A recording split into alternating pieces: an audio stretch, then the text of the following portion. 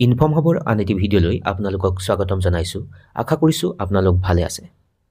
Sir বাইদেউসকল, এটা অতি ভাল খবৰ নিম্ন প্ৰাথমিক বিদ্যালয়বিলাকৰ কাৰণে, আৰু ইতিমধ্যে আপোনালোকে হয়তো জানিবলৈ সক্ষম হৈছে যে প্ৰাথমিক বিদ্যালয়বিলাকত প্ৰধান শিক্ষকৰ পদ সৃষ্টি কৰা হ'ব। আৰু এই সম্পৰ্কে যদি ক'বলৈ যোৱা হ'ব, পূৰ্বতে এটা নিৰ্দেশনা ওলাইছিল যে 150 ছাত্ৰ ছাত্ৰী থকা প্ৰাথমিক বিদ্যালয়বিলাকতহে কেৱল মাত্ৰ প্ৰধান শিক্ষক পদ নিযুক্তি বা পদৰ সৃষ্টি কৰা হ'ব। তাৰ পৰৱৰ্তী পৰ্যায়ত কোৱা হ'ল যে 100 জন ছাত্ৰ ছাত্ৰী থকা বিদ্যালয়বিলাকত অৰ্থাৎ নিম্ন প্ৰাথমিক বিদ্যালয়ত প্ৰধান শিক্ষকৰ পদ সৃষ্টি কৰা হ'ব। আৰু নতুনকৈ যোৱা 20 মাৰ্চৰ কেবিনেটত আৰু এটা কথা ঘোষণা কৰা হ'ল যে 50 জন ছাত্ৰ ছাত্ৰী থকা প্ৰাথমিক বিদ্যালয়ত প্ৰধান শিক্ষকৰ পদ সৃষ্টি কৰা হ'ব।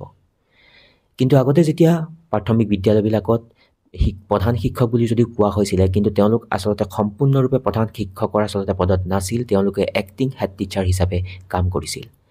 আৰু যি নিৰ্দেশনা আহিব বা ইয়াৰ কাৰণে হয়তো যি গাইডলাইনছবিলাক প্ৰস্তুত কৰা হৈ আছে, আৰু যেতিয়া এই গাইডলাইন প্ৰস্তুত কৰিব আৰু তাৰ পৰৱৰ্তী পৰ্যায়ত যেতিয়া এই নিম্ন প্ৰাথমিক বিদ্যালয়ৰ প্ৰধান শিক্ষকসকলে আচলতে প্ৰধান শিক্ষকৰ যেতিয়া পদত বা সেই মৰ্যাদা পাবলৈ সক্ষম হ'ব, তেতিয়া তেওঁলোকে কিছুমান সুবিধা বা কিছুমান তেওঁলোকে ক্ষমতা লাভ কৰিবলৈ সক্ষম হ'ব। যেতিয়া প্ৰধান শিক্ষকৰ পদ নিযুক্ত কৰা হ'ব, তেতিয়া প্ৰাথমিক পৰ্যায়ৰ যিবিলাক বিদ্যালয়, সেই বিদ্যালয়ৰ প্ৰধান শিক্ষকসকলে প্ৰশাসনিক লগতে বিত্তীয় যি ক্ষমতা, সেই ক্ষমতা লাভ কৰিব আৰু তেওঁলোক হৈ পৰিব উচ্চ প্ৰাথমিক বা মাধ্যমিক পৰ্যায়ৰ বিদ্যালয়ৰ প্ৰধানসকলৰ দৰে। অৰ্থাৎ যদি ক'বলৈ যোৱা হ'ব, মাধ্যমিক পৰ্যায়ৰ বিদ্যালয়বিলাকৰ প্ৰধানসকলক DDOৰ মৰ্যাদা দিয়া হয়। অৰ্থাৎ যদি ফুল ফৰ্ম ক'বলৈ যোৱা হ'ব, ড্ৰয়িং এণ্ড ডিছবাৰ্চিং অফিচাৰ।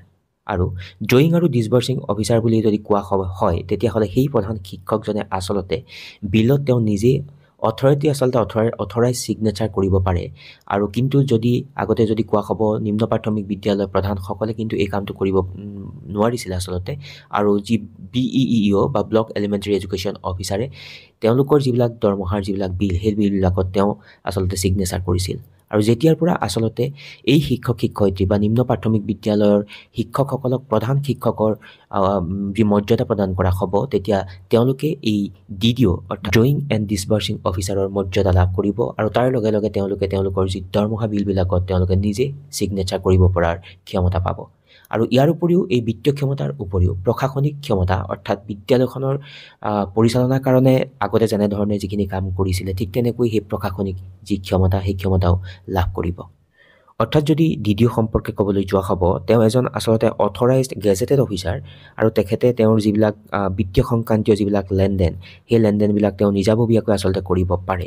আৰু যেতিয়া আমাৰ নিম্ন প্ৰাথমিক বিদ্যালয়ত কৰ্মৰত যিসকল শিক্ষক, য'ত প্ৰধান শিক্ষকৰ পদ সৃষ্টি হ'ব, তেওঁলোকে এই DDOৰ সম্পূৰ্ণ যি স্বাধীনতা বা যি অধিকাৰ বা যি ক্ষমতা, সেই ক্ষমতা লাভ কৰিবলৈ সক্ষম হ'ব। গতিকে এটা অতি গুৰুত্বপূৰ্ণ খবৰ।